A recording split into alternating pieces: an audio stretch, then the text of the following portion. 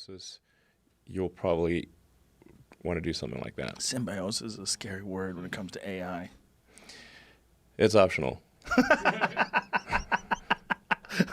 I would hope so. Yeah. It's just, I mean, once you enjoy the Dr. Manhattan lifestyle, once you become a god, seems very, very unlikely you're going to want to go back to being stupid again. I mean, you literally could fundamentally change the way human beings interface with each other. Yes. Yes.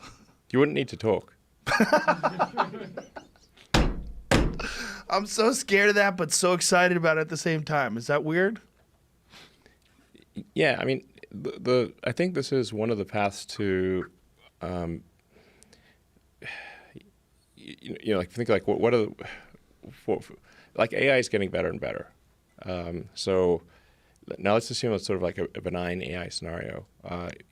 Even in a benign scenario, we're kind of left behind. We're not along for the ride. We're just too dumb. Right. So how do you go along for the ride? So you can't beat him, join him. So.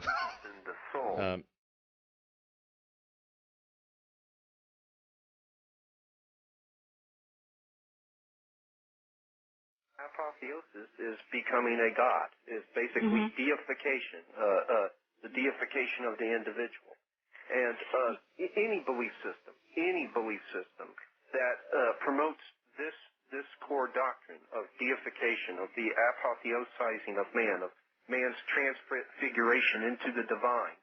Any belief system is essentially at its core Luciferian. It doesn't even have to make mention of the person of Lucifer. It doesn't have to make mention of the person that is the devil. And that's what makes Luciferianism so incredibly insidious. It's like what I've mentioned to you in the past. It's kind of a self-eviscerating belief system. That is, it empties itself of all its metaphysical contents.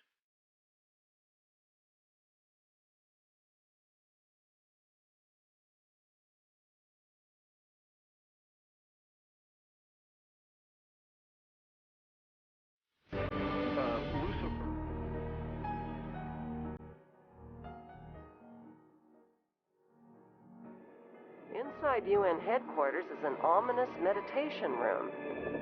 The custodian of the meditation room is Lucis Trust Company. At one time, the Lucis Trust was located at 666 United Nations Plaza and was formerly named Lucifer Publishing Company. The Rockefeller-funded UN meditation room is 33 feet long and 18 feet wide. 18 feet is 6 plus 6 plus 6. The small, dimly lit, windowless room was built in the shape of a pyramid that is laying on its side. At the center of the room is a 4-foot-high, black, casket-shaped stone slab which weighs 6.5 tons and is extremely magnetic and rests on a concrete pillar. The pillar descends beneath the floor into the bedrock and taps into the Earth's hyperdimensional energies to induce a state of altered consciousness. Not far from the meditation room is the United Nations Security Council chamber. This is the emergency room of the UN, where the world leaders meet when there is a threat to peace. They decide the fate of nations. Notice the giant mural that towers over the Security Council room. The central focus of the UN mural is the phoenix bird that has risen. The phoenix bird is a symbol of Lucifer. Egyptians believed that the phoenix symbolized a god who rose to heaven in the form of a morning star like Lucifer after his fire immolation of death and rebirth. Notice that the phoenix bird is not standing above his own ashes. He is standing above his old skin. Like a snake, he has shed his old skin and is revealing himself as God at the center of the mural. At the top left, there is a church steeple without a cross. The missing cross symbolizes the death of Christianity. Below, a woman receives the rays of the sun god, while the man in front of her plays Pan's flute. To their right are two pyramid symbols and people joined together by a long blue serpent-like claw. Below the risen phoenix, a sword is driven through a dragon beast.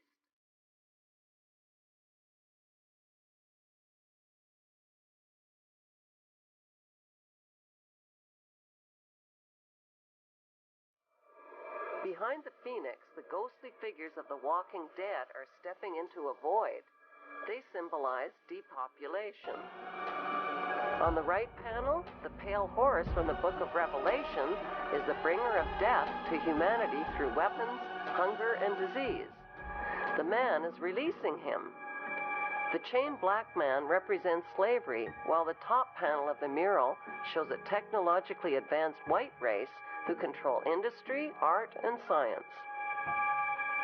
In this post-apocalyptic mural, the military man standing on the tail of the beast represents worldwide military power. He tips his helmet to the elite, who are climbing out from underground cities where they safely hid from the apocalypse. Does it feel new? Are we giving birth to the next stage of human species, folks? Do you think so? What are the qualities of the new human that nature is once again out of this crisis producing something new? The new human has got an evolutionary spirituality that he incarnates the impulse of evolution personally.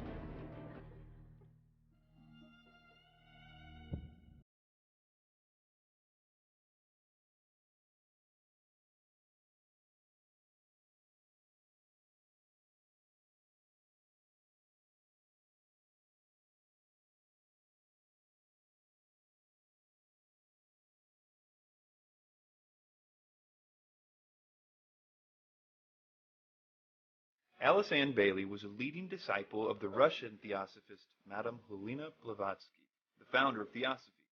Bailey formed the Lucifer Publishing Company in 1920, and in 1922 she saw the organization's name changed to Lucis Trust, though the advancement of the Luciferian beliefs remained true. Lucis Trust promulgates the work of a, quote, ascended master, a spiritual being who was working through or in Alice Bailey for some 30 years. The Lucis Trust Publishing Company and their many fronts carry out the work of a Luciferian, quote, master plan for the establishment of something they call the Age of Aquarius.